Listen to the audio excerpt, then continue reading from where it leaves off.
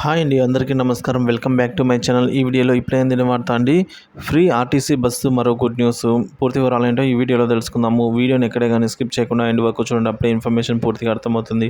వీడియోకి ఒక లైక్ చేయండి ఫ్రెండ్స్. వీడియోలోకి వెళ్ళిపోదాము. ఫ్రెండ్స్, ఇక విషయానికి వచ్చినట్లయితే రాష్ట్ర వ్యాప్తంగా ప్రజా అవసరాలకు అనుగుణంగా నూతన బస్సుల కొనుగోలుకు ప్రణాళిక సిద్ధం చేయాలని సీఎం రేవంత్ రెడ్డి అధికారులను అయితే ఆదేశించారనమాట. టీజీ టీజీఎస్ఆర్టీఎస్సి టీఎస్ఆర్టీసీ రాష్ట్ర వ్యాప్తంగా రాష్ట్ర సచివాలయంలో ముఖ్యమంత్రి రేవంత్ రెడ్డి ఈ మేరకు సమీక్ష నిర్వహించారు. మహిళలు మహాలక్ష్మి పథకాన్ని వినియోగించుకున్నట్లు ఈ తీరుపై అయితే ముఖ్యమంత్రి ఆరాధించారు.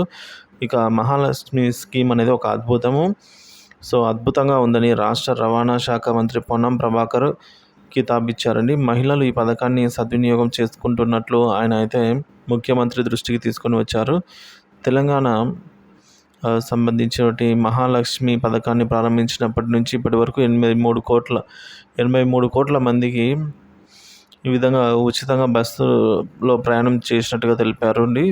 మొదటి నుంచి వ్యయం అయితే 2,840 కోట్ల రూపాయల వరకు ప్రయాణికులకు ఖర్చు ఆదా అయింది అని చెప్పేసి కూడా నివేదిక అయితే వెల్లడించడం జరిగింది. ఈ మేరకు బస్సులు చాలనట్లు ఉన్నాయి. కొత్త బస్సులు కొనుగోలుకు ప్రత్యేకంగా కొత్త బస్సులు మహిళలకు ఉచిత బస్సు ప్రయాణం కోసం అయితే కొనుగోలు చేస్తున్నట్లు త్వరలోనే టీజీఎస్ఆర్టీసీ అయితే కొనుగోలు చేయడానికి సన్నాహాలు సిద్ధం చేస్తుంది.